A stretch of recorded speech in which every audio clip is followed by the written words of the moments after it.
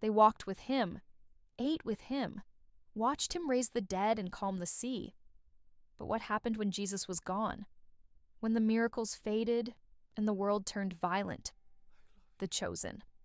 Season 6 pulls us into the brutal and heartbreaking aftermath, when faith was no longer just a message, but a matter of life and death.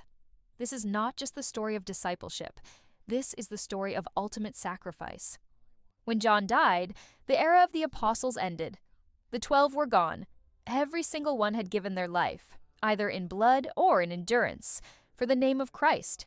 They were fishermen, tax collectors, zealots. They had nothing in common, except for the man who called them, the man who changed them, the man they followed, suffered for, and ultimately died proclaiming.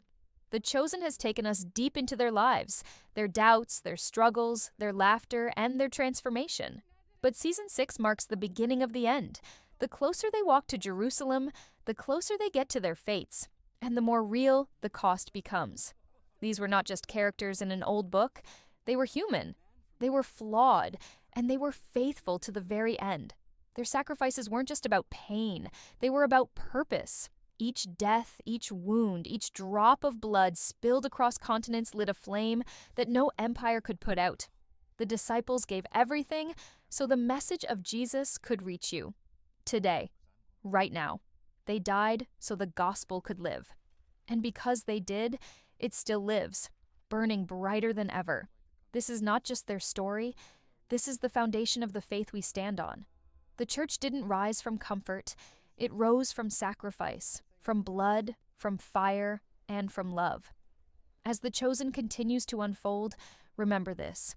Every miracle you see, every tear you feel, every word spoken, it all leads here. To a cross, to an empty tomb, to a world forever changed by 12 ordinary men who followed an extraordinary Savior. And they never looked back. They were just 12 ordinary men.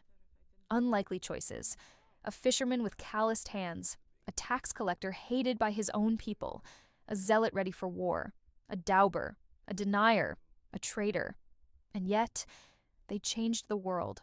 One by one, they gave everything. Their homes, their freedom, their safety, their lives. Not for fame, not for power, but for truth. Because they had seen him, touched him, walked beside him, watched him die, and saw him rise again. What kind of love makes a man face lions in an arena and still sing? What kind of faith lets someone be crucified upside down and call it a privilege? What kind of courage does it take to keep preaching, knowing it will lead to your grave? The Chosen Season 6 doesn't just show us what happened, it makes us feel it. The fear in their eyes, the fire in their hearts, the pain of their losses, the weight of their mission. Every scene is a reminder that the gospel was not handed down in comfort. It was forged in suffering. Their ultimate sacrifice became the foundation of a faith that would outlive empires. And now, their story is yours. You see, we don't live in their time, but we live because of their choices. We may never face the sword or the cross, but we will face our own moments of testing, our own moments to stand or to run, to speak or to stay silent, to live boldly or quietly fade into the crowd. So, what will you do with what they gave you? The world didn't deserve them, but it needed them, just like it needs you, not to be perfect, not to be famous, but to be faithful, to carry the same message forward, not in chains, but in conviction. The cross was never the end. It was the beginning. The tomb was empty, but the mission was full, and now it continues. Through every heart that believes, every voice that speaks, and every soul that refuses to let the fire go out.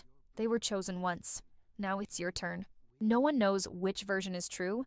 Maybe all of them are wrong. Maybe one is right. But every account ends the same way, with blood spilled for the name of Christ. Bartholomew's gentle spirit and bold truth-telling became too much for the world to bear, and so they killed him, but they couldn't erase him. Then came Thaddeus, sometimes called Jude, not Judas Iscariot, but another Jude, the cousin of Jesus. He's known for asking one question in the Gospel of John: Lord, why do you intend to show yourself to us and not to the world? It was a question of curiosity, of longing, After Jesus' resurrection, Thaddeus carried that longing into the world. Tradition says he traveled to Armenia, preaching side by side with Simon the Zealot. But their mission would end in violence. Some stories say Thaddeus was beaten with clubs, his head split open with an axe. That's why his statues often show him holding a club or a blade. Another account claims he was crucified, yet another says he and Simon were executed together, murdered for converting a royal family. Their message had reached the wrong ears, and like all the others before them, their faith cost them everything. Simon the Zealot's death is perhaps the most mysterious and terrifying. One early tradition claims he was sawn in half. Yes, with an actual saw. The thought alone is unbearable. But it reflects how deeply the early church believed in the power of suffering for Christ. Some later accounts, however, soften the story. A few even claim that Simon died peacefully in Edessa. Maybe it's true. Maybe one of the most passionate, fiery disciples did die in peace. But history is often written in blood, and most legends agree. Simon gave his life rather than deny the truth. Each of these disciples faced a choice: deny Jesus and live, or proclaim him and die. Every one of them chose death. Not because they wanted to die, but because they knew, deep in their bones, that Jesus had conquered death, that eternity was waiting, that their pain was not the end, but the beginning of glory. Their voices, though silenced by swords, clubs, and crosses, still echo in the silence.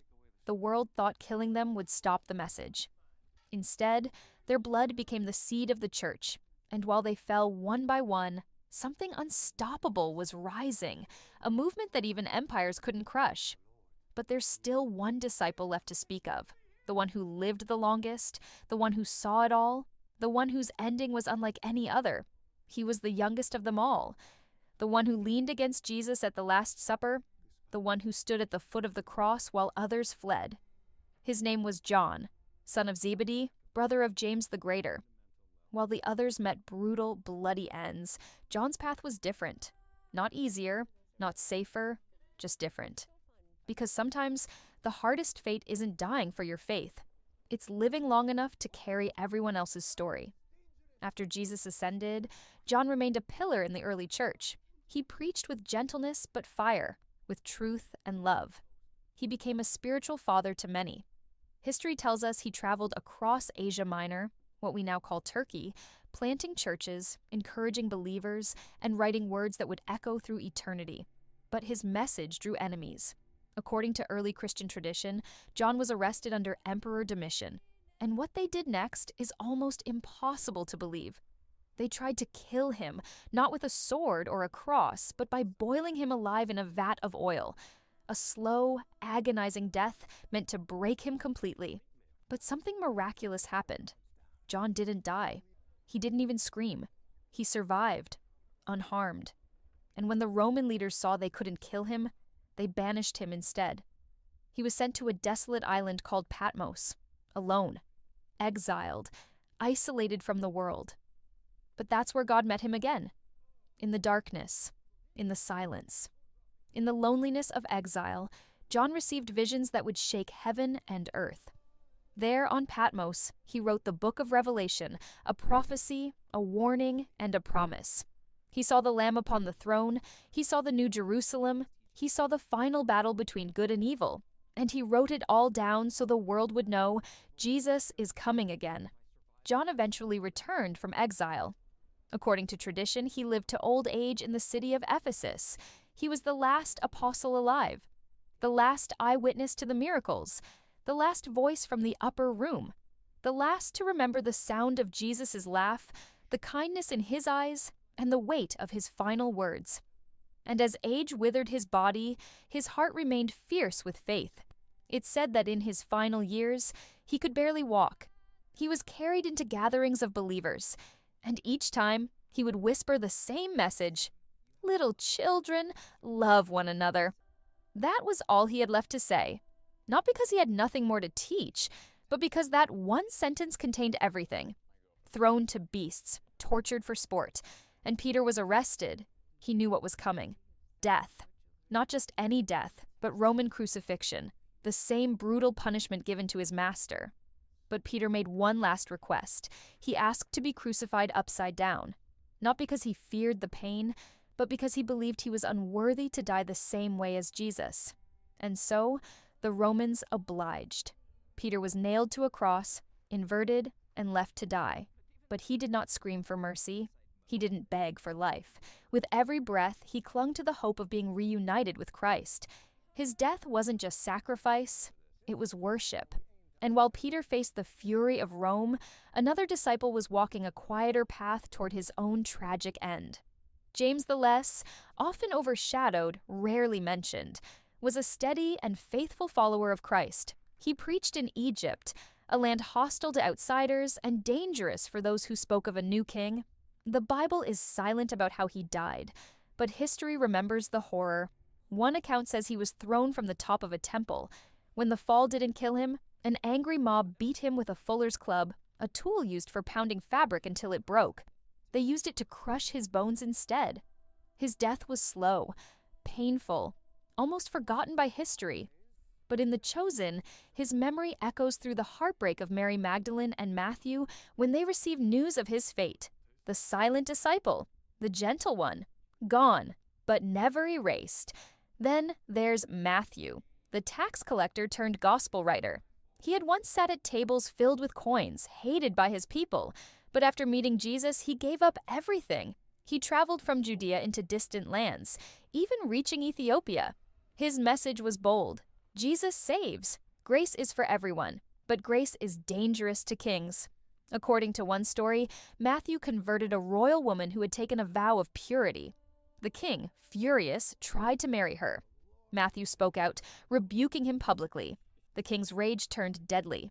In one version, Matthew was stabbed in the back during Mass. In another, he was killed with an axe, a detail repeated so often that Christian art still shows him holding one. His body was broken, but his gospel lived on. Go and make disciples of all nations, Jesus had said. Matthew obeyed, even unto death. By now, one thing was clear. Following Jesus wasn't safe. It was never meant to be. Each disciple faced not just rejection, but slaughter. And yet none of them ran. None of them denied him. None of them turned back. They had seen too much, believed too deeply, loved too fiercely. Death was no longer the enemy, it was the door to glory. But the story wasn't over yet. More disciples were still walking into danger. And one of them, Philip, would turn his final moments into a sermon that stunned even his executioners. Philip had once walked quietly beside Jesus, introducing others to the Messiah without needing attention. But after Jesus ascended, Philip's quiet faith turned into bold action. He traveled deep into a region called Phrygia, modern-day Turkey, where he preached the gospel with fire in his voice and love in his heart. But that fire drew attention, dangerous attention. According to the Acts of Philip, a 4th century text, Philip converted a powerful ruler's wife. It was an act of defiance in a world where kings ruled with blood and pride. The punishment came swiftly. Philip was arrested. His death was meant to be public, brutal, and final. They nailed him to a cross, not to silence his words, but to make an example of him. But Philip wasn't done speaking. Hanging there, nailed and bleeding, he kept preaching. He talked about love, about forgiveness, about heaven. And as the crowd gathered, something unexpected happened. Some began to weep, others believed. The man dying on the cross was still converting souls. One legend says Philip asked for his companion Bartholomew to be freed. Bartholomew had been arrested with him, but wasn't nailed to the cross yet. Moved by Philip's dying plea, the soldiers released him. And only then, with his friend safe, did Philip give up his spirit. His eyes open, his gaze fixed on heaven, his last breath, a message of hope that still whispers across time. Bartholomew, also known as Nathaniel, didn't escape death for long. His story is surrounded by some of the most brutal traditions in Christian history. After being freed, he continued preaching, possibly reaching as far as India or Armenia. But wherever he went, his fate was waiting. One account says he was skinned alive before being beheaded. Another says he was crucified upside down, just like Peter. And a third version claims he was drowned at sea by men who could no longer tolerate his message.